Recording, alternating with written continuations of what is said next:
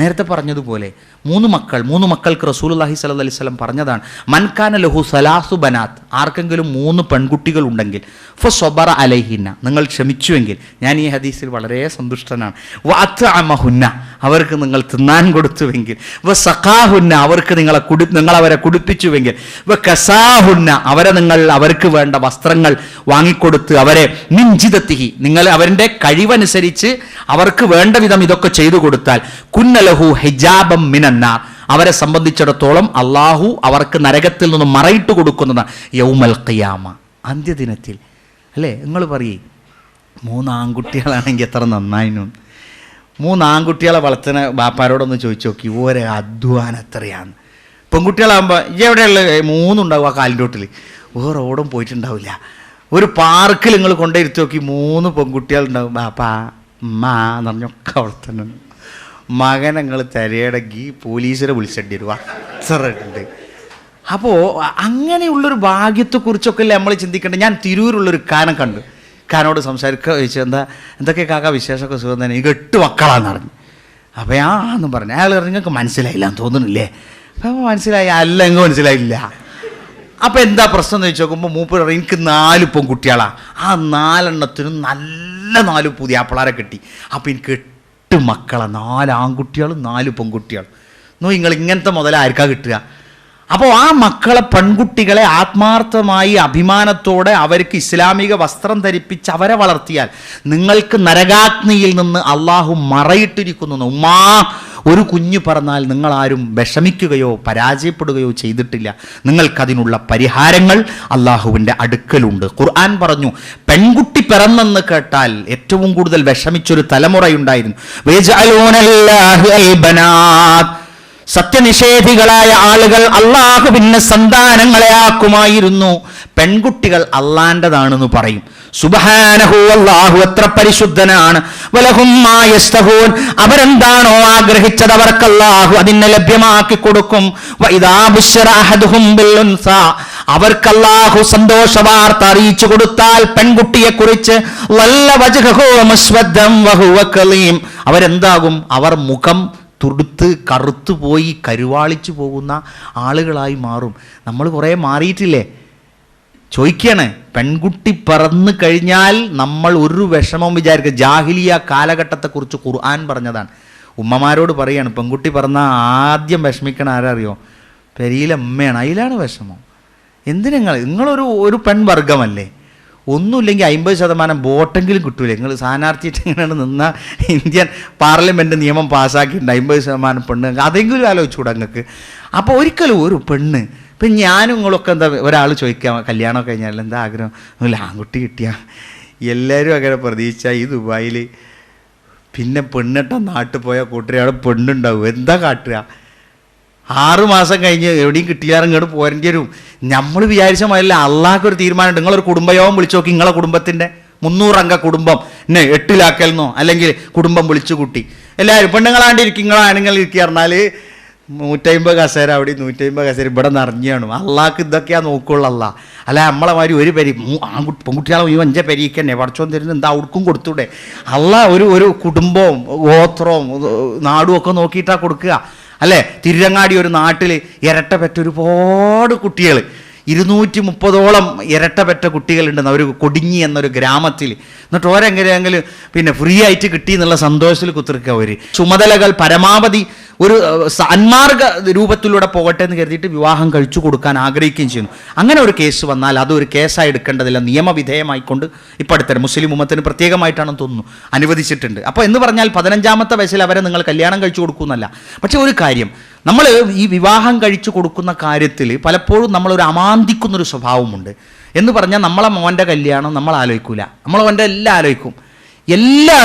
അവസാനം നമ്മളെ രാവിലെ ഉണ്ടാവും കുഞ്ഞെഴുതിയാക്കാം നമ്മളെ പോരൻ്റെ മുമ്പിൽ. എന്തായാലും ഞാനൊരു കല്യാണം പറയാൻ പോകുന്ന. ആരാ കല്യാണം? നിങ്ങളെ മോൻ്റെ. എൻ്റെ മോൻ്റെ കല്യാണം നിങ്ങളാ പറയല്? അതിപ്പോൾ ഒന്നുമില്ല, മോടെ രാവിലെ വന്നി എൻ്റെ മോനോ. എന്തായാലും അത് നമ്മളെ ബ്രോക്കർ കുഞ്ഞായമാക്ക പിന്നെ മൂപ്പര ഏട്ടനോട് പറഞ്ഞാൽ മൂപ്പര് രാവിലെ ഇവിടെ വന്നാൽ നോക്കി നിങ്ങൾ എന്തിനാ ഈ വളഞ്ഞു പിടിച്ചതായി? അപ്പം എന്താ വെച്ചാൽ ഈ കുട്ടിക്ക് 25 വയസ്സായിക്കണം, ഓന് കല്യാണം കഴിക്കണം, ബാപ്പാൻ്റെ മനസ്സിലും ഓനെ കഴിപ്പിക്കണം എന്നുണ്ട്, ഓനെ കെട്ടണം എന്നുണ്ട്. പക്ഷേ ഇത് തമ്മിൽ പറയാനൊരവസരം നമ്മളെ പൊരയില്ല. പിന്നെ എന്തിനാ ഈ 4 ചുമരും കെട്ടി കൂടിയിരിക്കണത്? അവിടെ പറയണം, അത് ചർച്ചക്ക് വരണം.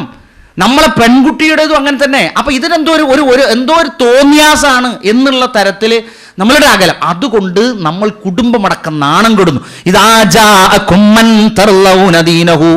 ദീനിന്റെ കാര്യത്തിൽ തൃപ്തിപ്പെട്ടവരാൽ നിങ്ങളുടെ അടുക്കൽ വിവാഹവുമായി വന്നാൽ അവന്റെ സ്വഭാവവും ഉത്തമമാണെങ്കിൽ നിങ്ങൾ വിവാഹം കഴിച്ചു കൊടുക്കണം. നിങ്ങളത് ചെയ്തില്ലെങ്കിൽ ഭൂമിയിൽ കുഴപ്പമുണ്ടാകുന്നതാണ്.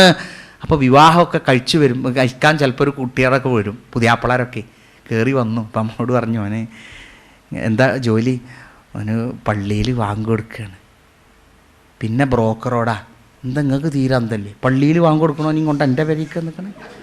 ഹദീസ് കേട്ടിട്ടോ നിങ്ങൾ? ഒരാൾ 12 കൊല്ലം സ്ഥിരമായിട്ട് വാങ്ങിക്കൊടുത്താൽ അയാൾക്ക് സ്വർഗം വജബത്തുലഹു ജന്ന, അയാൾക്ക് സ്വർഗം ഉറപ്പായിരിക്കുന്നു. ഒരു ദിവസത്തെ ബാങ്കിന് 60 പുണ്യവും ഇഖാമത്തിന് 30 പുണ്യവും അയാൾക്ക് രേഖപ്പെടുത്തുന്നു. സ്വർഗം കൊടുക്കാൻ നിർബന്ധമാക്കപ്പെട്ട ഒരാളെ കൊടുത്തിട്ടാണ് ബ്രോക്കറോട് ചീത്തറിഞ്ഞത്. അപ്പം എന്ത് അറിയോ, നമ്മൾ ദീൻ എന്നത് അത് വളരെ ഒരു ക്വാളിറ്റി ആയിട്ട്, അതെന്താ നിങ്ങളെ മനസ്സിൽ അങ്ങനെ ആഗ്രഹം ഉണ്ടെങ്കിൽ നിങ്ങളെ മകൾക്ക് പഠിച്ചോ അങ്ങനത്തെ കൊടുന്നേരുള്ളൂ. അപ്പം അങ്ങനത്തെ ഒരു ബന്ധം നിങ്ങൾക്ക് വന്നു കഴിഞ്ഞാൽ നിങ്ങൾ അതിനെ മടക്കി വിടരുത്. അത് എഞ്ചിനീയർ ആയിക്കോട്ടെ, ഡോക്ടർ ആയിക്കോട്ടെ. എഞ്ചിനീയറും ഡോക്ടറും ഒക്കെ താടി വെച്ച് അതേപോലെ തന്നെ പാൻറ്റൊക്കെ പൊക്കിയെടുക്കുന്ന ഒരു എഞ്ചിനീയറും ഡോക്ടറും ഒരു അഡ്വക്കറ്റും ഒരു കോളേജ് പ്രൊഫസറും ലെക്ചറും ഒക്കെ വന്നാൽ നമ്മൾ അവനെ നോക്കിയിട്ട് തക്കവന്നെ ഉണ്ടാവുള്ളൂ, നോക്കലുണ്ടാവില്ല ഒന്നും പറയണ്ട, അതാ ഗുണപ്പെടുള്ളൂ. അപ്പം അതുകൊണ്ട് നിങ്ങൾ എന്ത് ചെയ്യരുത്, അക്കാര്യത്തിൽ ഒരു വിഷമം ഉണ്ടാക്കാൻ പാടില്ല. ഒരു വിശ്വാസിക്ക് റസൂലുള്ളാഹി പരിചയപ്പെടുത്തി കൊടുത്തത്, നിങ്ങളോട് ഞാൻ എങ്ങനെയാണോ ഇടപഴകുന്നത് അതാണ് ഒരു ഉപ്പ മകൻ ബന്ധത്തിൻ്റെ ഏറ്റവും പ്രധാനപ്പെട്ടത്. മക്കളുടെ കാര്യത്തിൽ അള്ളാഹു വസിയത്ത് ചെയ്യുന്നു എന്നാ പറഞ്ഞു. യുസീകുമുല്ലാഹു ഫീ ഔലാദിക്കും, അള്ളാഹു നിങ്ങളുടെ മക്കളുടെ കാര്യത്തിൽ നിങ്ങളെ വസിയത്ത് ചെയ്യുന്നു. വസിയത്ത് ചെയ്യുകയാണ് എന്ന് പറഞ്ഞാൽ വളരെ ശ്രദ്ധിക്കണം കേട്ടോ. ഞാൻ ഒരു അനുഭവം പറയാം നിങ്ങളോട്. എൻ്റെ കുടുംബത്തിലെ എൻ്റെ എളാപ്പയുടെ മകൻ ഒരു അപകടം സംഭവിച്ചു. 3 പ്രാവശ്യം ഒരേ സമയം കാറ് ഇടിച്ച് തെറിപ്പിക്കുകയായിരുന്നു. അള്ളാഹുവിൻ്റെ തൗഫീഖ് കൊണ്ട് നിങ്ങളുടെയൊക്കെ ഒരുപാട് സെൻ്ററുകളുടെയും അനാഥാലയങ്ങളിലുമൊക്കെ പ്രാർത്ഥിക്കാൻ പ്രത്യേകം ഫോൺ ചെയ്ത് അറിയിക്കുകയും വിളിച്ചു പറയുകയൊക്കെ ചെയ്ത ഒരുപാട് ആളുകൾ പ്രാർത്ഥിച്ചു. ബുദ്ധിപരമായി എഴുന്നേറ്റു. ഇപ്പോൾ SLC എക്സാമിനേഷൻ എഴുതി 75% മാർക്ക് ലഭ്യമാവുകയും ചെയ്തു. അപ്പോൾ ഡോക്ടർ ഇപ്പോൾ കണിശമായി എൻ്റെ എളാപ്പയായ അബ്ദുൽ മജീദ് സാഹിബിനോട് പറഞ്ഞെന്താ അറിയോ, അവൻ്റെ കയ്യിൽ നിങ്ങൾ മൊബൈലോ കമ്പ്യൂട്ടറോ കൊടുക്കരുത്, അവൻ്റെ ബുദ്ധി ഇപ്പോൾ വളരുകയാണ് എന്നാണ്. ഞാനത് കേട്ടപ്പോൾ മനസ്സിലാക്കി, നമ്മളുടെ വളരുന്ന കുട്ടിക്ക് ഈ തരത്തിലുള്ള ഉപകരണങ്ങൾ കൊടുക്കുമ്പോൾ അവരുടെ മനസ്സിൽ സാമൂഹികമായ പശ്ചാത്തലങ്ങളൊക്കെ നെഗറ്റീവായിട്ടാണല്ലോ അതിൽ കാണുക, പ്രത്യക്ഷപ്പെടുക. അപ്പോൾ ചെറിയ കുട്ടികൾക്ക് ഇങ്ങനെയുള്ളവയിൽ നിന്ന് മാറ്റാൻ നമ്മൾ കുറേ കുട്ടിക്കാരെയും കേപ്പു എന്നാ മൊബൈല് കഴിഞ്ഞ് പിന്നെ നമുക്കൊരു ബേജാറുമില്ല, ഓൻ ഗെയിമോ യാനിയോ കോഴിയോ പാമ്പോ എന്തോ ആയിക്കോട്ടെ എന്നാ. അപ്പോൾ കുട്ടിക്ക് അതിലൂടെ എന്ത് ചെയ്യും, അതിലൂടെ എന്താണെന്നറിയില്ല, അത് സൈദ്ധാന്തിക സന്ദേശം ഞാൻ പറഞ്ഞേ അവരെ ആ തരത്തിൽ നമ്മൾ ടെക്നിക്കലായിട്ട് കുട്ടികളെ നമ്മൾ വളർത്തിയെടുക്കുന്നത് കൊണ്ട് അവരുടെ ബുദ്ധി വികാസങ്ങൾക്ക് അത് പരമമായി പ്രശ്നമുണ്ടാക്കും എന്നാണ് ആധുനികമായി കണ്ടെത്തത്. കുട്ടികളെ കൽപ്പിക്കണം. കൽപ്പന അങ്ങനെ, മോളെ നിക്കരിക്കണട്ടാ, അത് കൽപ്പനയാണ്. മോനെ നിക്കരിക്കണട്ടാ, എന്തൊരു നല്ല ഇത്. അപ്പോൾ കുട്ടിക്ക് തോന്നും പടച്ചോൻ പറഞ്ഞില്ലേറെ ഉഷാറിലാണല്ലോ, നല്ലൊരു കൽപ്പനയാണ്. അപ്പോൾ 7 വയസ്സായ കുട്ടിക്ക് നിങ്ങൾ ശീലിപ്പിക്കണം എന്ന് പറഞ്ഞാൽ 1-ാമത്തെ വയസ്സിൽ നിങ്ങളൊപ്പം നടക്കുന്ന കുട്ടി 7 വയസ്സായ ശീലിപ്പിച്ചു കൊടുക്കണ്ട. പലപ്പോഴും പള്ളിയിലൊക്കെ നിസ്കരിക്കാൻ കയറി തഹിയ്യത്ത് നിസ്കരിക്കുന്ന കുട്ടികളും ഒക്കെ ഉണ്ടാവും. അപ്പോൾ ഒരു പള്ളിയിൽ കണ്ടപ്പോണ്ട് ബാപ്പൻ്റെ വിരൽ ഇങ്ങനെ നോക്കണു, എന്നിട്ട് അങ്ങനെ 3 വയസ്സായ കുട്ടി. അപ്പം ഞാൻ ഓർത്ത് പഠിച്ചോനെ, ബാപ്പാൻ്റെ സുന്നത്ത് വരെ നോക്കി ആ കുട്ടിയെ അങ്ങനെയൊക്കെ പഠിപ്പിച്ചെടുക്കുമ്പോൾ എത്ര കൃത്യമാണത്. അതായത് അതൊക്കെ ഒപ്പം കൊണ്ടു നടന്നിട്ടാണ്. അപ്പം അങ്ങനെയൊക്കെ ഒരു നമ്മളെ നമസ്കാരത്തെക്കുറിച്ച് നിങ്ങൾ കൽപ്പിക്കണം. വസ്തബിർ അലൈഹാ, അതിൻ്റെ മേൽ നിങ്ങൾ ക്ഷമ അവലംബിക്കുകയും ചെയ്യണം. ലാ നസ്അലുക, നിന്നോട് ഞാൻ ചോദിക്കുന്നില്ല. റിസ്ഖൻ, ഭക്ഷണം. നഹ്നു നർസുഖുക, നാമാണ് നിന്നെ പോറ്റുന്നത്. വൽ ആഖിബത്തു ലിത്തഖ്വാ, പര്യവസാനത്തിനോട് യോജിച്ച് നിൽക്കുന്ന ഭയഭക്തിയെയാണ് തേടുന്നത്. സത്യവിശ്വാസിയോട് പകരുകയാണ് നിങ്ങൾ. അപ്പോൾ ആരാധനക്ക് കൽപ്പിക്കണം. അതിന് വാപ്പയായി നമ്മൾ എന്ത് ചെയ്യണമെന്നറിയോ? നമ്മളും കൃത്യമായിട്ടൊക്കെ കുറച്ച് നിസ്കരിക്കണേ. അല്ല മോനെ ഇജ്ജ് നിസ്കരിച്ചോ? ഞാൻ നിസ്കരിച്ചു, നിങ്ങൾ നിസ്കരിച്ചു, ഇജ്ജ് എൻ്റെ കാര്യം നോക്കിയാൽ മതി. അങ്ങനെയല്ല. അപ്പോൾ നിങ്ങൾ പറയണം ഞാൻ നിസ്കരിച്ചു, മോനെ ഇജ്ജ് നിസ്കരിച്ചു. നമ്മൾ ഒന്നും കൂടി ഇങ്ങോട്ട് മുന്നിലാകുക. നമ്മൾ കൃത്യമായി നിസ്കരിച്ചാൽ നമ്മളെ മക്കൾക്ക് അതൊരു മാതൃകയായിരിക്കും. അപ്പോൾ ഉമ്മയും ബാപ്പാനോട് പറയണം, നിങ്ങൾ കൽപ്പിക്കുമ്പോൾ നമ്മൾ അതിന് എന്ത് ചെയ്യണം? ഏറ്റവും നല്ല ഒരു നന്മ അതിന് കൊടുക്കേണ്ടതുണ്ട്. പിന്നെ സക്കരിയ നബി അലൈഹി സ്വലാത്തു വസ്സലാമിൻ്റെ പ്രാർത്ഥന, ഖാല റബ്ബി ഹബ്ലി മിൻ ലദുൻക ദുർരിയതൻ ത്വയ്യിബ ഇന്നക സമീഉ ദുആ. പടച്ചോനെ നീ നല്ല സന്താനത്തെ പ്രദാനം ചെയ്യണേന്നാ.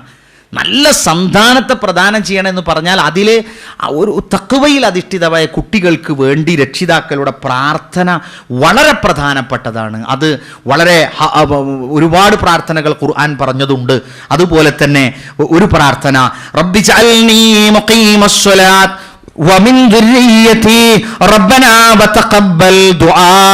ഖുർആൻ പറഞ്ഞൊരു പ്രാർത്ഥന, റബ്ബി എൻ്റെ നാഥാ, ഇജ്അൽനി നീ എന്നെ നീ ആക്കണം, മുഖീമസ്സലാത്ത് നിസ്കാരം നിലനിർത്തുന്നവൻ, വമിൻ ദുർരിയതി ഞങ്ങളുടെ സന്തതികളിൽ, റബ്ബനാ പടച്ചോനെ, വതഖബ്ബൽ ദുആ പ്രാർത്ഥന സ്വീകരിക്കണം. ഞാൻ ദീർഘിപ്പിക്കുന്നില്ല.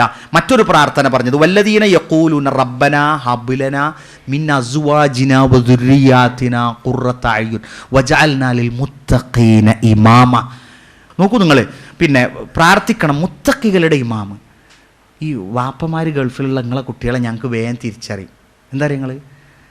എടാ ഒരു പേജ് എടുക്കി എന്ന് പറഞ്ഞാൽ ഒരു 200 പേജ് തുറന്ന് നിങ്ങോട്ട് വലിച്ചു നടുക്കുന്ന്. അപ്പോൾ ഞങ്ങൾ ചോദിക്കും വാപ്പ ഗൾഫില? ആ വാപ്പ ഗൾഫിലാണ്. ആ ഒരു ലക്ഷണം. രണ്ടാമത്തത് പുട്ട് തേങ്ങട്ട വരെ എന്ന് വന്നാൽ നാളെ വരില്ല, നാളെ വന്നാൽ മറ്റന്നാൾ വരില്ല. അപ്പോൾ അവനോട് ചോദിക്കും വാപ്പ ഗൾഫില? ആ വാപ്പ ഗൾഫില. അപ്പോൾ ഇത് രണ്ടും നിങ്ങൾ എപ്പോഴും ഒരു കെയറിങ്. അപ്പോൾ മുത്തക്കികളുടെ ഇമാമാകാൻ അത് സമരത്തിൻ്റെയും സംഘർഷത്തിൻ്റെയും അത് വാപ്പയായ നിങ്ങൾ നോക്കുന്നതും പണമയക്കുന്നതും ഒന്നും ഇതിനു വേണ്ടിയല്ല എന്ന് കുട്ടികളെ നമ്മൾ എന്ത് ചെയ്യണം? ബോധ്യപ്പെടുത്തി കൊടുക്കണം. അടുത്തത് അവരെ ഒരു ആദരവ്. നിങ്ങൾ ഒന്ന് ശ്രദ്ധിച്ചു നോക്കി, നിങ്ങളെ കുട്ടിനെയും കൊണ്ട് നിങ്ങൾ അങ്ങാടി കൂടി പോകുമ്പോഴേ നിങ്ങൾ കുട്ടീൻ്റെ കൈ പിടിച്ച് നോക്കി, കുട്ടീൻ്റെ വിരൽ നിങ്ങൾ പിടിച്ച് നോക്കി, 1 മിനിറ്റ് കഴിഞ്ഞാൽ ആ കുട്ടി ഏത് കുട്ടി എന്താ പറയുക അറിയാം? ബാപ്പാ വിടി ഞാൻ പിടിച്ചോളാം എന്നറിയാം. നിങ്ങൾ ശ്രദ്ധിച്ചിരിക്കണേ, ഞാൻ ശ്രദ്ധിച്ചു നോക്കി. നിങ്ങൾ അവൻ്റെ കൈ ഇങ്ങനെ പിടിച്ചോണ്ടായാൽ നിങ്ങളോട് പറയാൻ സ്വാതന്ത്ര്യമുള്ളൊരു കുട്ടിയാണെങ്കിൽ ഓൻ എന്ത് പറയുന്നറിയാം? അപ്പം നിങ്ങൾ എൻ്റെ കൈ പിടി ഞാൻ നിങ്ങളെ പിടിച്ചോളാം. ഓൻ അതാണ് ഇങ്ങനെ ഒരു താങ്ങും തണലുമായിട്ട് അവരുടെ സ്വാതന്ത്ര്യത്തിൽ ഇങ്ങനെ പിടിച്ചു കൊണ്ടുപോകും. അതെന്താ അറിയോ? റസൂലുള്ളാഹി സ്വല്ലല്ലാഹു അലൈഹി വസല്ലം പറഞ്ഞ ഒരു ആദരവാണ്. ഖാല അക്രിമു ഔലാദക്കും, നിങ്ങൾ നിങ്ങളുടെ മക്കളെ ആദരിക്കുക, വഹ്സിനു അദബഹും, അവരുടെ സംസ്കാരത്തെ നിങ്ങൾ നന്നാക്കിയെടുക്കണം എന്നാണ്. അപ്പോൾ മറ്റൊരു തരത്തിൽ പറഞ്ഞിട്ട് അൽസിമു ഔലാദക്കും, നിങ്ങൾ ഒട്ടിച്ചേർന്ന് നിൽക്കുക, ഒരു സാമീപ്യം ഉണ്ടാകണം എപ്പോഴും. അതാ ഞാൻ പറഞ്ഞത്. അതിപ്പോൾ നിങ്ങൾക്ക് പറയുമ്പോൾ മറ്റൊരു വെറുപ്പും തോന്നില്ല. മറ്റുള്ള സമൂഹത്തിലെ ആളുകൾ പലപ്പോഴും മക്കളെയൊക്കെ യാത്രയാക്കുമ്പോൾ അല്ലെങ്കിൽ എയർപോർട്ടിൽ വന്ന് അവർ തിരിച്ചിങ്ങോട്ട് യാത്രയാക്കുമ്പോൾ അവനെയൊക്കെ പിടിച്ച് മോനെ ഷാറാണ് കേട്ടോ എന്നൊക്കെ പറഞ്ഞു ഇവിടെ ഒരു ഉമ്മ കൊടുത്ത് ഇവിടെ ഒരു ഉമ്മയൊക്കെ കൊടുത്ത് നമ്മളെന്ന് പറയും എടാ ഞാൻ പോവാടാ. ഭക്ഷണമൊക്കെ നല്ലോണം ഉണ്ടാവും, പക്ഷേ അത് കാണിക്കില്ല, ഒട്ട് അടുപ്പിക്കില്ല. നമ്മൾ ഇങ്ങോട്ട് തിരിച്ച് പോട്ടെ. പിന്നെ നമ്മൾ വിചാരിച്ചു അവനോട് ഇപ്പം അങ്ങനെയൊക്കെ പറയേണ്ടതായിട്ട് അത് കഴിഞ്ഞ് അടുത്ത വരവിനാക്കാം ഒന്നും പറഞ്ഞ് ഇങ്ങോട്ട് പോരും. അപ്പോൾ അതല്ല, അത് കണ്ട് എന്നാൽ പോട്ടെ ഏട്ടാ, എടാ എന്താ എനിക്ക് അല്ല വാപ്പ നിങ്ങൾ പോവുക അല്ലേ, അപ്പോൾ ഒന്നുകൂടിയൊക്കെ തലയൊക്കെ ഒന്ന് പിടിച്ച് ഇവിടെയൊക്കെ ഒന്ന് ആക്കി അങ്ങനെ മോളെ ഒക്കെ ഒന്ന് പിടിച്ച് ഇങ്ങനെയൊക്കെ ആക്കി മോളെ നല്ല കുട്ടി. അങ്ങനെ ആയാൽ ഒരിക്കലും നമ്മളെ മക്കൾ നമ്മളുടെ നിർദ്ദേശങ്ങൾക്ക് വിരുദ്ധമായി പ്രവർത്തിക്കില്ല. അപ്പോൾ ആദരിക്കുക, അവർക്കൊരു സ്ഥാനം കാണുക എന്നത് വളരെ സുപ്രധാനമാണ്. മഹാനായ സല്ലല്ലാഹു അലൈഹി വസല്ലമ പറഞ്ഞ ഒരു ഖാല റസൂലുള്ളാഹി സ്വല്ലം അദ്ദിബു ഔലാദക്കും, നിങ്ങൾ നിങ്ങളുടെ മക്കളെ പിന്നെ അവരെ നിങ്ങൾ സംസ്കരിച്ചെടുക്കണം. അലാ ഖിസാലിൻ സലാത്ത്, 3 കാര്യങ്ങളിൽ. അലാ ഹുബ്ബി നബിയിക്കും, പ്രവാചക തിരുമേനി സല്ലല്ലാഹു അലൈഹി വസല്ലമയോടുള്ള സ്നേഹം, വഹുബ്ബി അഹ്ലി ബൈത്തിഹി, പ്രവാചക കുടുംബത്തോട് ഉള്ള സ്നേഹത്തിലും നിങ്ങൾ അവരെ വളർത്തിയെടുക്കണം. വഅലാ ഖിറാഅത്തുൽ ഖുർആൻ, ഖുർആൻ ഓതാൻ അവരെ പഠിപ്പിക്കണം.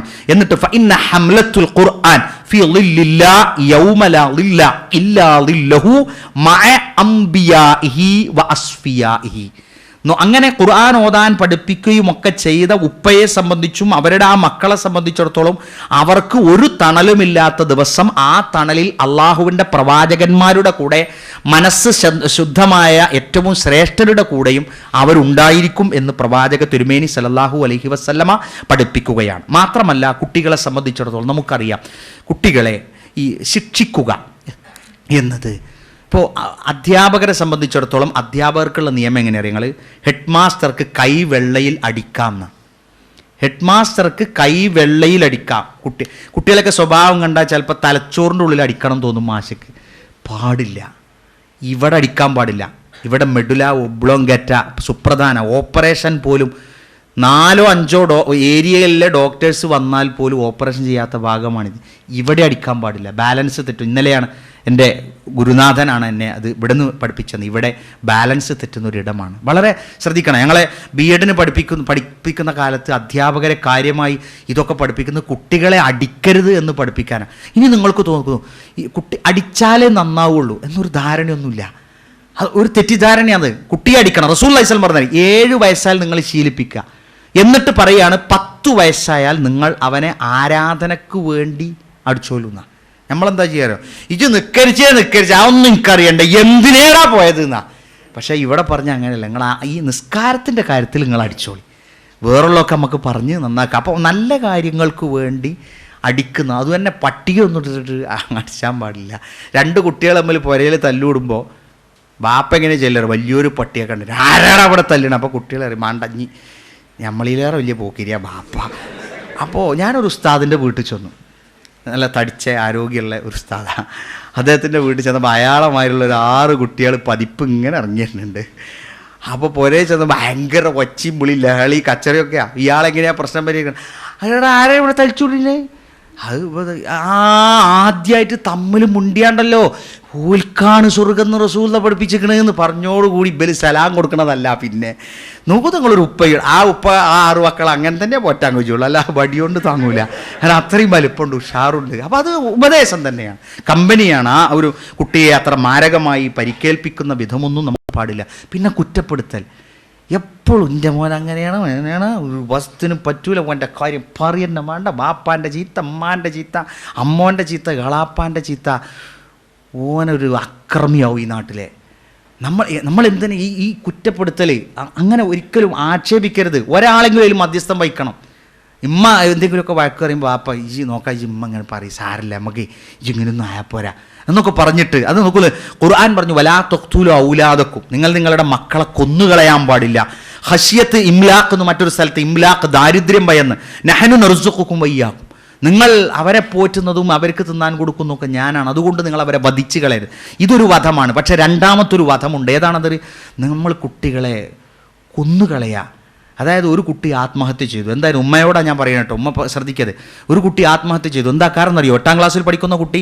ആ കുട്ടിക്ക് ബെഡിൽ മൂത്രമൊഴിക്കുന്നൊരു സ്വഭാവമുണ്ട്. അതൊരു രോഗമാണ് ഉമ്മ, അതൊരു രോഗമാണ്. നമ്മൾ നിയന്ത്രിച്ച് ആ കുട്ടിയെ ആക്ഷേപിച്ച് കുറ്റപ്പെടുത്തിയിട്ട് കാര്യമില്ല, ഒരു രോഗമാണത്. കുട്ടി അങ്ങനെ മൂത്രമൊഴിച്ചത് ഉമ്മ അയൽപ്പക്കത്ത് പോയി ഒരു ദിവസം പറഞ്ഞു. ഉമ്മയുടെ അവിവേകം വന്നു പോയതാ, പാവം ഉമ്മയാണ്. ഇത്രയും കാലം അത് ഉമ്മ പറഞ്ഞിട്ടില്ല. ഒരു ദിവസം അത് അയൽപ്പക്കത്ത് പോയി പറഞ്ഞു. അയൽപ്പക്കത്തുകാരി പറഞ്ഞു, എടിയേജ് പായി പാത്തുന്നോളാലേ. അത് സഹിച്ചില്ല കുട്ടിക്ക്. കുട്ടി പിറ്റേ ദിവസം സ്കൂളിലേക്ക് പോകുന്നു എന്ന് പറഞ്ഞിറങ്ങി. ഉമ്മ ജോലിക്ക് പോയപ്പോൾ ആ കുട്ടി ഉമ്മയുടെ ഒരു മാക്സിയുടെ അറ്റമെടുത്തുകൊണ്ട് തൂങ്ങി ആത്മഹത്യ ചെയ്തു. അപ്പോൾ നമ്മൾ ഒരിക്കലും ആക്ഷേപങ്ങൾ കുറയ്ക്കുക. നമ്മൾ എന്തെങ്കിലും ഒന്ന് കുറ്റപ്പെടുത്തുമ്പോൾ കണ്ണിന്ന് വെള്ളം വരുന്നുണ്ടെങ്കിൽ അവിടെ വെച്ച് സ്റ്റോപ്പ് ചെയ്യുക. അത് കുട്ടിയുടെ മനസ്സിൽ കൊണ്ടിട്ടുണ്ട് എന്നാണ് അതിൻ്റെ അർത്ഥം. അവിടെ പിന്നെ നമ്മൾ പറഞ്ഞ് അവസാനം ഓൻ പറയും, താപ്യല്ലേ പറഞ്ഞോളി നന്നാവൂല. അങ്ങനെയുണ്ട്. കാരണം എന്താ അറിയോ? ദേഷ്യം വരികയാണ് പിന്നെ. അപ്പോൾ നമ്മളൊക്കെ ഒരു മിതമായി ഒരു ആക്ഷേപത്തെയൊക്കെ നമ്മൾ എന്ത് ചെയ്യുക? കുറക്കുക. അള്ളാഹു നമ്മളോട് പറഞ്ഞത്, നിങ്ങളുടെ മക്കൾ, നിങ്ങളുടെ സന്താനങ്ങൾ അവർ സ്വർഗത്തിൻ്റെ അനന്തരാവകാശികളാണ്. നിങ്ങൾ അവർക്ക് എന്ത് ചെയ്യണം?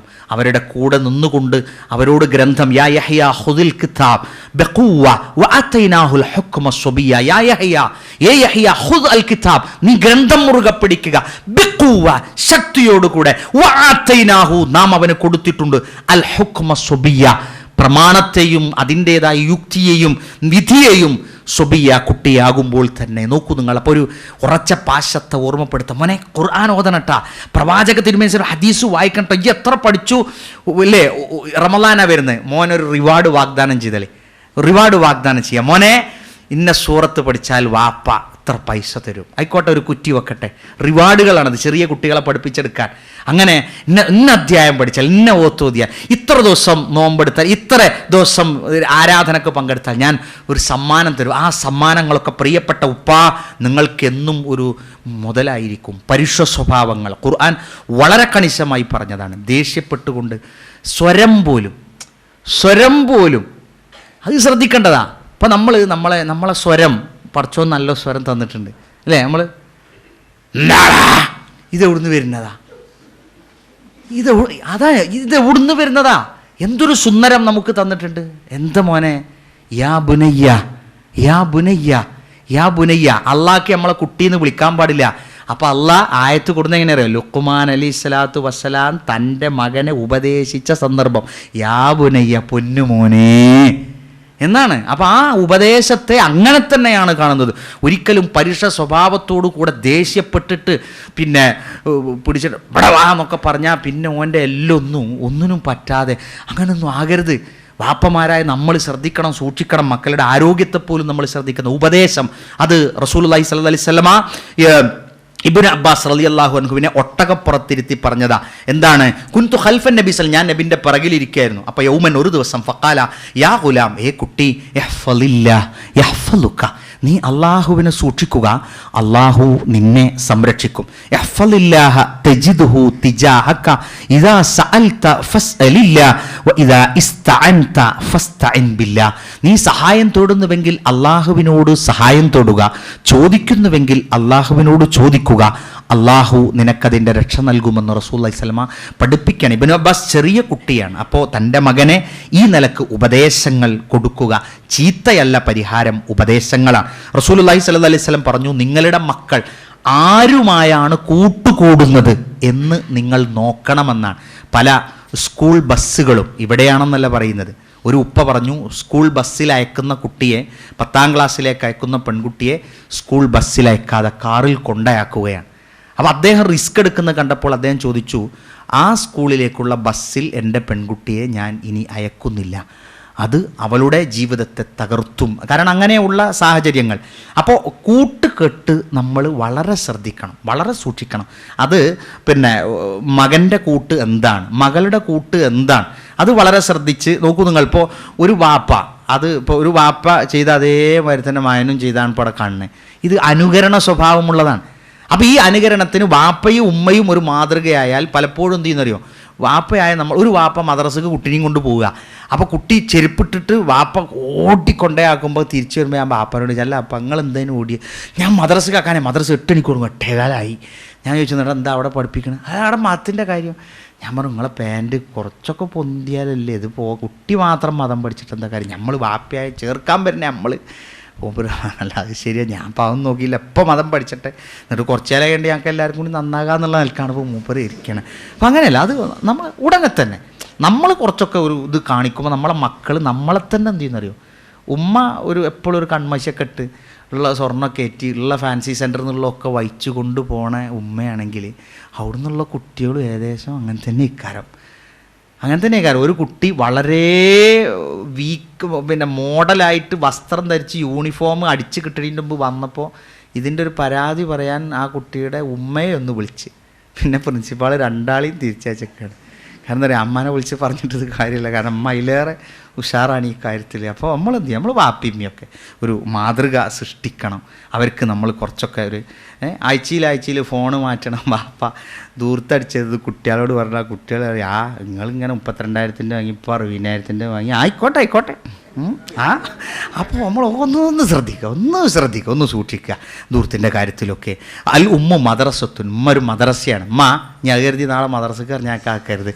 ഉമ്മ നല്ലൊരു അധ്യാപികയാണ്. രാവിലെ വിളിച്ചുണർത്തുന്നു അവരെ ഉദ്ദേശിക്കുന്നത് ഇതാ ആയുധത്തഹ, നിങ്ങളവരെ ഒരുക്കി നിർത്തി ഒരു സമൂഹത്തിൻ്റെ മുന്നിൽ ഉമ്മ കൊണ്ടുവന്നാൽ നിങ്ങളുടെ കുട്ടികൾ ആയുധത്ത ഷാബൻ തൊയ്യിബൽ അറാഖി, നിങ്ങൾ ഏറ്റവും നല്ല പ്രവിശ്യകളിലേക്ക് ഉത്തമമായ തരത്തിലുള്ള ഒരു ഗോത്രത്തെ നിങ്ങൾ വളർത്തിയെടുത്ത് കൊണ്ടുവരുന്നൊരു വലിയ തലമുറയെ പോലെ ഞാൻ അവസാനിപ്പിക്കുന്നു. ചെറുപ്പത്തിലെ എന്തു ചെയ്യുന്നു? കുത്തിബത്തലി ഉമ്മ ദർദാ ഫി ലൗഹി, എന്താണ് നോക്കൂ നിങ്ങൾ, ഉമ്മ ദർദാ രേഖപ്പെടുത്തിയതാണ്. ഉത്ലുബു അൽ ഇൽമ സിഗാറൻ, നിങ്ങൾ നിങ്ങളുടെ കുട്ടികളെ ചെറുപ്പത്തിൽ പഠിപ്പിക്കുക. തഅമലു ബിഹി കിബാറ, വലുതാകുമ്പോൾ അവർ അത് പ്രവർത്തിച്ചു കൊള്ളും. ഫ ഇന്ന ലികുല്ലി ഹാസിദിൻ മാ സറഅ, ഓരോ കൊയ്ത്തുകാരനും സ്വന്തം വിതച്ചതേ കിട്ടുകയുള്ളൂ. അപ്പോൾ ചെറിയ കുട്ടിനെ വളർത്തുമ്പോൾ അമ്മമാർ പറയില്ല എപ്പോൾ തിന്നോ മോനെ എപ്പോൾ തിന്നോ, എന്നാലേ എല്ലിനും പല്ലിനും ഉറപ്പുണ്ടാവുള്ളൂ. അത് തന്നെ ഇപ്പോൾ കൊടുക്കണം. മതം നിങ്ങൾ ചെറുപ്പത്തിൽ ആ തല കയ്യിൽ വെച്ചുകൊണ്ട് കുഞ്ഞുങ്ങളെ വളർത്തുന്ന കാലത്ത് തന്നെ നിങ്ങൾ കൊടുക്കണം. ഉപ്പയിൽ നിന്ന് അടുത്ത് കൈ പിടിച്ച് അക്ഷരങ്ങളെ ശരിയാക്കുവാനും അക്ഷരം പറഞ്ഞു കൊടുക്കാനും ഉപ്പക്കും ഉമ്മക്കും ഒഴിവുണ്ടാകണം. അവർക്ക് സംരക്ഷണം കൊടുക്കണം. കുട്ടികൾക്ക് ഭക്ഷണം കൊടുക്കണം. ആരോഗ്യപരമായി നമ്മളുടെ കുട്ടികൾ വളരെ പിറകിലാണ്. അവരാവശ്യപ്പെടുന്ന ഒരുപാട് പലഹാരങ്ങളും ബേക്കറി വസ്തുക്കളുമുണ്ട്. അതാണ് നമ്മുടെ കുട്ടികൾക്ക് ഇന്ന് കിട്ടുന്നത്. ഒരു മിഠായിയെക്കുറിച്ച് അടുത്തിടെ പത്രത്തിൽ വാർത്തയുണ്ടായിരുന്നു. ഫൈബർ ചീളുകളാണ് മുളക് പുരട്ടി കൊടുക്കുന്നത് എന്ന്. അതിന് പേരുകൾ പലവിധമാണ്. പക്ഷേ ആ കുട്ടിയുടെ ആമാശയത്തിൽ അൾസർ വളരെ നേരത്തെ ഉണ്ടാക്കാൻ അതൊരു കാരണമാകുന്നു എന്നാണ്. അതുപോലെ ചില തരത്തിലുള്ള മരുന്നുകൾ കുത്തിവെച്ചവ കൊടുക്കുന്നത് പെൺകുട്ടികൾക്ക് കൊടുക്കുന്നത് ഒഴിവാക്കണമെന്ന്, ഹോർമോൺ കുത്തിവെക്കുന്നു, അത്തരത്തിലുള്ള ഓരോ തരത്തിലുള്ള ഉൽപ്പന്നങ്ങൾ വാങ്ങിക്കൊടുക്കുന്നത്. കുട്ടിക്ക് പാൽ കൃത്യമായി കൊടുക്കുക. ചെറിയ കുട്ടികൾക്ക് ഭക്ഷണങ്ങൾ ആവശ്യത്തിന് അവർക്ക് കൊടുക്കണം. കുറച്ചൊക്കെ നമ്മൾ കഷ്ടപ്പെടണം. കുട്ടികൾ ഒന്നും തിന്നൂല എന്ന് പറയരുത്, അവർക്ക് വേണ്ടത് കൊടുക്കാൻ. ഗൾഫിൽ നിന്ന് യാത്ര പറയുന്ന സഹോദരന്മാരെ, നിങ്ങൾ ശ്രദ്ധിക്കേണ്ട ഒരു കാര്യം, ഒരു സ്കൂളിലെ 100 കുട്ടികളെ വിളിച്ചു വരുത്തി അതിൽ 40% കുട്ടികളുടെ 60%ഓളം കുട്ടികളുടെ കൂട്ടത്തിൽ ഭക്ഷണം കൃത്യമായി കഴിക്കാതെ സ്കൂളിൽ വരുന്ന കുട്ടികളായിരുന്നു. അതിൽ 40% പണമുള്ള വീട്ടിൽ നിന്ന് വളരുന്ന കുട്ടികൾക്കാണ് ഭക്ഷണം കിട്ടാത്തത്. അന്വേഷണം നടത്തിയപ്പോൾ എന്താ അറിയോ, കടിയും പുട്ടും അപ്പമൊക്കെ ചൂടാൻ മടിച്ചിട്ട് ടൈഗർ ബിസ്ക്കറ്റും ചായയും കൊടുത്ത് പറഞ്ഞയക്കുന്ന വീടായിരുന്നു അവ എന്നാണ്. ബിസ്ക്കറ്റിൻ്റെ കമ്പനി ചിലപ്പോൾ വ്യത്യാസം ഉണ്ടാവും, പക്ഷേ ഫലത്തിലൊന്നാണ് എന്ന് പറഞ്ഞാൽ കുട്ടിക്കത് മതി. അപ്പം എന്നാൽ അതെടുത്തിട്ട് പറഞ്ഞാൽ അപ്പോൾ ഭക്ഷണം അത് കൃത്യമായി അവർക്ക് വേണ്ടുന്ന കാര്യങ്ങൾ അത് ചെയ്തു കൊടുക്കുന്നത് ഉണ്ടാവണം. വെല്ലുവിളികൾ അത് നമ്മളെന്ത് ചെയ്യണം, സ്വീകരിക്കണം. നമ്മളുടെ മക്കൾക്ക് ഭാവിയിൽ വരാവുന്ന കാര്യങ്ങളെക്കുറിച്ചുള്ള പ്രതിസന്ധികൾ ഒരിക്കലും മക്കളെ നമ്മളുടെ മനസ്സിൽ നിന്ന് ഔട്ടാക്കരുത്. നമ്മൾ പുറത്താക്കരുത്. ചിലപ്പോൾ ചില വാപ്പമാരുടെ വീട്ടിൽ നിന്ന് പുറത്താക്കുക, അല്ലെങ്കിൽ ക്ലാസ്സിൽ നിന്ന്. ഞങ്ങളുടെ പ്രിൻസിപ്പൽ പറഞ്ഞത് ഒരൊറ്റൊന്നും ഞങ്ങൾ പുറത്താക്കരുത്, അകത്ത് നിർത്തുക. അഥവാ എന്തെങ്കിലും നേരം വൈകി ഇവരെ കുറ്റകൃത്യം ചെയ്താൽ പുറത്ത് നിർത്തരുത്. കോഴിക്കോട് മെഡിക്കൽ കോളേജിൻ്റെ ICUവിൽ പോയിട്ട് ഒരാൾ പറഞ്ഞ പോലെ, അല്ല ഇത് ഇയാൾക്ക് ബില്ലഞ്ചുമ, മറ്റേക്കോ അപ്പോൾ ഇതിലേറെ നല്ല ഞാൻ വരാതി കിടത്തിട്ട് വെച്ചോലോ. ICUവിൻ്റെ ഉള്ളിൽ എല്ലാ രോഗാണും കൂടുതലുണ്ട്. ഡോക്ടർ ചിരിച്ചോണ്ട് പറഞ്ഞോലോ, ആയോട്ടെ നമ്മളിപ്പോൾ പ്രായോഗിക അതല്ലേ നടത്തുന്ന, വരാന്തി കിടത്തുന്ന ശുദ്ധവായെങ്കിലും കിട്ടുമല്ലോ എന്നാണ്.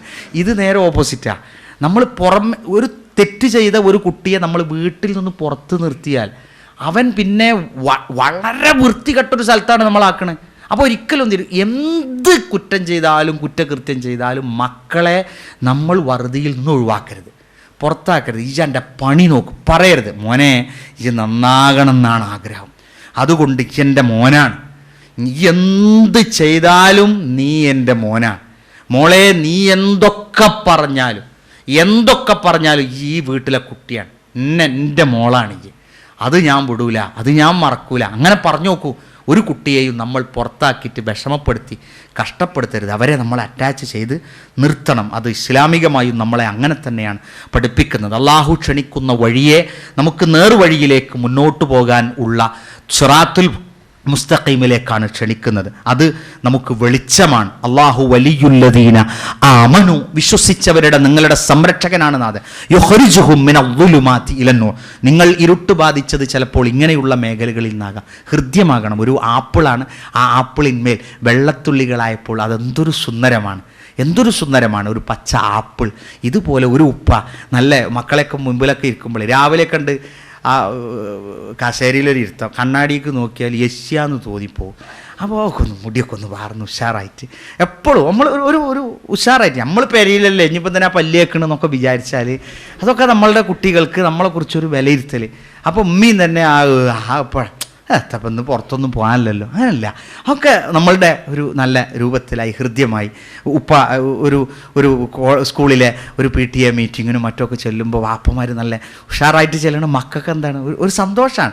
ഇല്ലാത്ത വീടുകളിൽ നിന്ന് അങ്ങനെ പോകുന്നതാണ് മക്കൾക്ക്. അപ്പോൾ നമ്മളെന്ത് ചെയ്യണം, ഒരു നല്ലതായിട്ട് കയറി ചെന്ന് എന്താണ് സുഗന്ധന മോൻ്റെ കാര്യം അന്വേഷിക്കാൻ വന്നതാണ്, അപ്പോൾ മദ്രസയിലും വരണം. അതാണ് PTA എന്ന് പറയുമ്പോൾ. സ്കൂളിൽ വളരെ നേരത്തെ പോയി 1 മാസം മുമ്പ് തന്നെ ഫീസൊക്കെ അടക്കും. മദ്രസയിൽ അഥവാ നമ്മളോട് പറഞ്ഞാൽ അപ്പോൾ പറയും അതിനൊന്നും ഒഴിവില്ല, കഴിവുണ്ടെങ്കിൽ മതി, ഇപ്പം കഴിഞ്ഞ് അവിടെയും പോകണം. അപ്പോൾ കുട്ടി എന്ത് ചെയ്യുന്നത്, മതപഠനത്തിന് കുട്ടിക്കൊരു പ്രാധാന്യം ഇല്ലാതെ പോലെ തോന്നും. ഒരു ഹൃദ്യമായ സ്വഭാവം, ഒരുമ വേണം. ഉമ്മയും ബാപ്പയും ഒരുമിച്ച് നിൽക്കണം, ഒരുമിച്ച് നിൽക്കുക. മക്കൾക്ക് വേണ്ടിയെങ്കിലും. പല അഭിപ്രായ വ്യത്യാസം ഉണ്ടാവും. നിങ്ങൾ ഒരുമിച്ച് നിന്നില്ലേ? ഒരു കുട്ടി സ്കൂളിൽ നിന്ന് 12:30 മണിക്ക് ചോദിച്ചു പോകാൻ, മാഷ അയച്ചില്ല, സജിത്ത് മാഷ അയച്ചില്ല, ഞാൻ പോവുകയാണെന്ന് അറിഞ്ഞു. മാഷ് ഞെട്ടി. ഇങ്ങനെ ഒരു കുട്ടി ആദ്യമായിട്ടാണ് പോണത്. അവസാനം പിറ്റേ ദിവസം വന്നപ്പോൾ മോളോട് ചോദിച്ചു, എന്തിനാ? എൻ്റെ അമ്മാനടങ്ങാറാക്കണ ബാപ്പാക്കെതിരെ വിധി പറയണ ദിവസമായിരുന്നു ഇന്നലെ കോടതി, അത് കാണാൻ പോയതാന്ന് പറഞ്ഞു. വയസ്സ് 16. കേൾക്കണങ്ങൾ, ഒരു ഉമ്മനിട്ട് കിടങ്ങാറാക്കിയിട്ട് മനം നൊന്നിട്ട് വീട്ടിൽ നിന്ന് മോള് ഇറങ്ങിപ്പോന്നിട്ട് ബാപ്പാക്കെതിരെ കോടതി വിധി പറയണത് കാണാൻ വേണ്ടി പോറ്റി വളർത്തിയ മോള് പോയെങ്കിൽ അത് ഉമ്മാനെ ഉപദ്രവിച്ചതിൻ്റെ വിഷമം കൊണ്ട് കുട്ടി നേരിട്ടതാ. അപ്പോൾ നമ്മളൊരിക്കലും ഇപ്പോൾ കോടതിയിൽ പല കേസ് നടക്കുകയാണ്. മാളെ ആണ്ട് പറഞ്ഞയച്ച് മാളെ അങ്ങോട്ടും ഉണ്ടാകും, കള്ളുടിച്ച് വന്ന്, ഇതൊക്കെയാണല്ലോ ഇപ്പോൾ നമ്മളെ പെരിയിൽ എന്നും കണ്ടുകൊണ്ടിരിക്കണേ. എന്നും കാണണം. അതൊക്കെ നമ്മളെ പെരിയിൽ ഉണ്ടാകാതെക്കട്ടെ നമ്മൾ പ്രാർത്ഥിക്കുക. അപ്പോൾ നമ്മൾ മാതൃകകൾ നമുക്ക് ഒരിക്കലും എന്ത് ചെയ്യരുത്, ഉമ്മയും ബാപ്പി നിങ്ങൾ ഒരുമിച്ച് നിൽക്കി. അത് ഓളങ്ങനെ ഒക്കെ ഉണ്ടാവും, അതൊക്കെ മാറ്റി വെക്കി. നമുക്ക് പടച്ചോൻ തന്ന ഈ 4 കുട്ടികളെ വളർത്തി പോറ്റി ഉഷാറാക്കണ്ടേ? ആ ഉത്തരവാദിത്തം തങ്ങൾ നോക്കാത്ത ഉമ്മയും ബാപ്പിയും തെറ്റിയാണ്ടല്ലോ അനാഥമായി ആ മക്കൾ. പിന്നെ നമ്മൾ ഒരു ബാപ്പാനോ ഇഞ്ച കുട്ടികളുണ്ടല്ലോ ഇഞ്ചൊപ്പം നിൽക്കുക, ആരൊപ്പം നിന്നിട്ട് കാര്യമില്ല. ചെകുത്താൻ്റെ ഉപദേശം നല്ലോ ആ കുട്ടിയൊക്കെ കിട്ടും, അകന്നു പോകും അത്. അതുകൊണ്ട് നിങ്ങൾ എന്തുണ്ടെങ്കിലും വിഷമങ്ങളുണ്ടെങ്കിലും ഒത്തൊരുമിച്ച് നിൽക്കുക, ഒന്നിച്ച് നടത്തുക.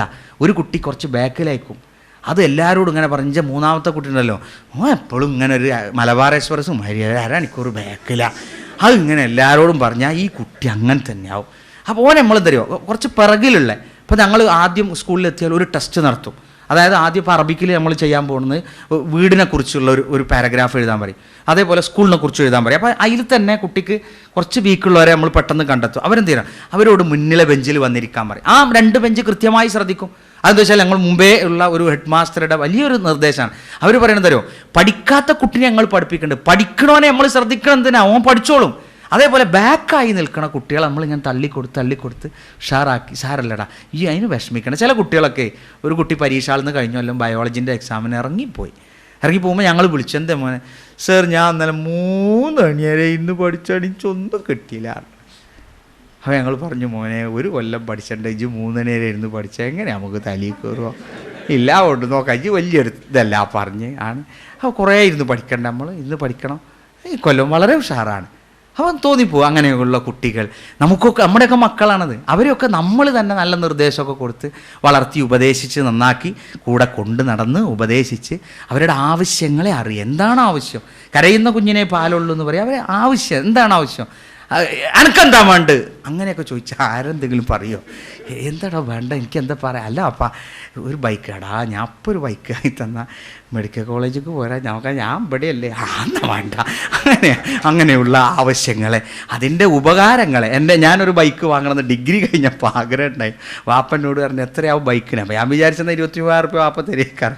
വാപ്പനോട് പറഞ്ഞു 11,500 എൻ്റെ അടുത്താവുമ്പോൾ പറയാം, 11,500 ഞാനും കുട്ടാണ്. അതുകൊണ്ട് ആ 11,500 ആകാൻ ഞാൻ 8 മാസം കാത്തിരുന്നു. ആ ബൈക്ക് വാങ്ങിയിട്ട് ആ ബൈക്ക് വന്ന് ഒരു അട്ട വീണ്. കാരണം എന്താ പറയുക, എൻ്റെ 11,500 ഉണ്ടായിമ്മേ, വാപ്പാൻ്റെ ഉണ്ട്. അതും ഒരു ഉപ്പയുടെ ഹൃദ്യമായ എന്തോ ഒരു കമ്പനിയായുള്ള ഒരു നിർദ്ദേശമാണ്.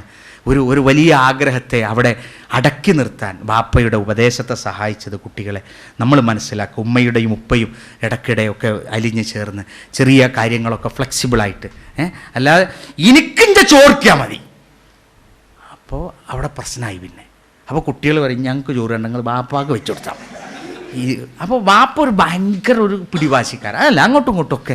അപ്പോൾ കുട്ടികൾക്ക് എന്താവും, ഒരു വീട് വലിയൊരു സുന്ദരമായി.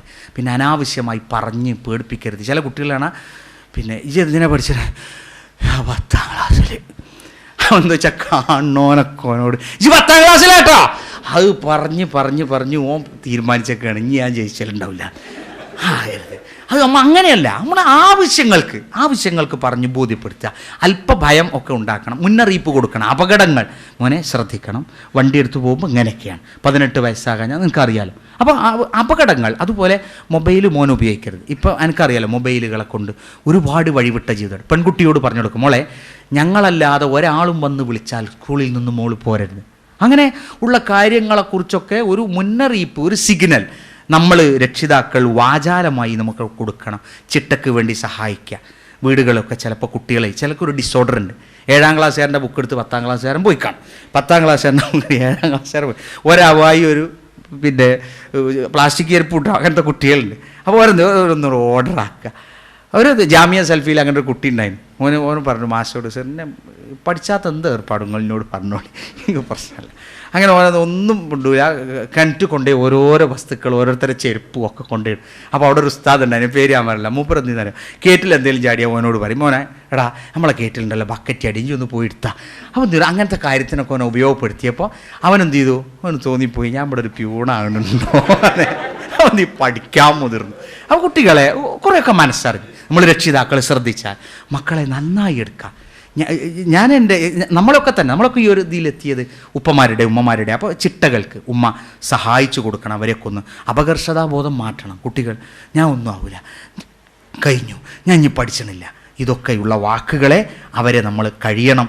എപ്പോഴും സംശയം ചോദിക്കുന്ന സ്വഭാവമുണ്ട് മക്കൾക്ക്, പറഞ്ഞു കൊടുക്കുക. അപ്പോൾ അതെന്താ, അത് ഒക്കെ ആലോചിച്ച് പറഞ്ഞു കൊടുത്ത്, ഇതെന്താ നിർത്തവിടെ മതി, ഇനിയൊക്കെ പിന്നെ ചോദിക്കുക. കുട്ടിയുടെ ഒരു ത്വരയാണ്, അത് ചോദിക്കണം. ചില വീടുകളിൽ മിണ്ടാത്തൊരു സ്വഭാവം, അതുകൂടി പറഞ്ഞ് ഞാൻ അവസാനിപ്പിക്കുക. വാപ്പ അവിടെ ഇരിക്കുന്നുണ്ടാവും, ഉമ്മ അവിടെ ഇരിക്കുന്നുണ്ടാവും, 4 കുട്ടികൾ ഇവിടെ ഇരിക്കുന്നുണ്ടാവും, 2 കുട്ടികൾ അവിടെ ഇരിക്കുന്നുണ്ടാവും. ഒരാൾ പുറത്തുനിന്ന് വന്നാൽ ചോദിക്കും, അല്ല ഇവിടെ ആളില്ലേ? ഒരു ഓഫീസർ, ഒരു സ്കൂളിൽ ഒരു ഓഫീസർ ചെന്ന കഥ പറയലുണ്ട്. ഏയ്യോ ചെന്നപ്പോൾ ഹെഡ്മാസ്റ്ററോട് ചോദിച്ചാൽ, അല്ല ഇവിടുന്ന് സ്കൂളില്ലേ, കുട്ടികളില്ല? എത്ര കുട്ടികളുണ്ട്? 150 കുട്ടികൾ. എന്നിട്ട് ഇവൽക്കാർക്കും ജീവനൊന്നും ഇല്ല ചോദിച്ചാലോ, ജീവനുണ്ട്, നിങ്ങളിന്ന് ഓഫീസർ വരും തന്നെ പോലും ഇങ്ങനെ ഉണ്ടാകുത്തിരിക്കണം.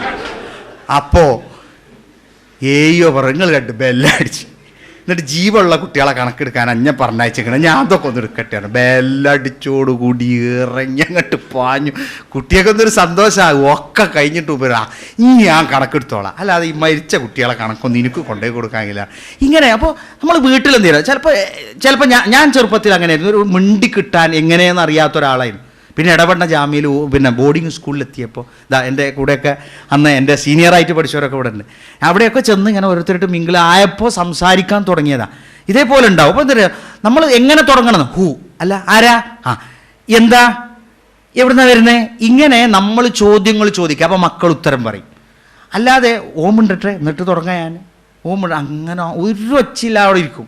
അപ്പോൾ അല്ല എന്തുകൊണ്ട് മോനെ അങ്ങനെ പറ്റിയത്, അല്ല എങ്ങനെ ഉണ്ടായത്, അതുപോലെ അങ്ങനെയുള്ള ചോദ്യങ്ങളൊക്കെ ചോദിച്ചിട്ട് ചോദ്യവും ഉത്തരവും. ഇപ്പോൾ ഒരാളുകൾ അടുത്തിരിക്കണവരോട് എങ്ങനെ മിണ്ടുക, അടുത്ത് ഫ്ലൈറ്റിൽ ഇരിക്കണ ഒരാളോട് എങ്ങനെ മിണ്ടുക, അങ്ങനെ നോക്കി എന്ന് പറഞ്ഞാൽ പൊട്ടല അല്ല, പിന്നെ എവിടുന്നാ വരുന്നത്, അതാണ് ഒരു ചോദ്യമാണ്. അപ്പോൾ ആ ചോദ്യം വീട്ടിലുണ്ടാകുമ്പോൾ ഉത്തരങ്ങളുണ്ടാവും. ആ ഉത്തരങ്ങൾ നമ്മളുടെ ഫ്ലാറ്റിൽ ചെറിയൊരു വില്ലയിൽ വലിയ മുഴക്കങ്ങളുണ്ടാക്കും. അത് നമ്മളെ വിഷമങ്ങളെയും നമ്മളെ രോഗങ്ങളെയും നമ്മളുടെ വിഷമങ്ങളെയൊക്കെ അതിലൂടെ മക്കൾ തിരിച്ചറിയും. നമ്മുടെ രോഗത്തിൻ്റെ കൂടെ കഴിക്കുന്ന ഗുളികകളുടെ എണ്ണം മക്കളറിയും.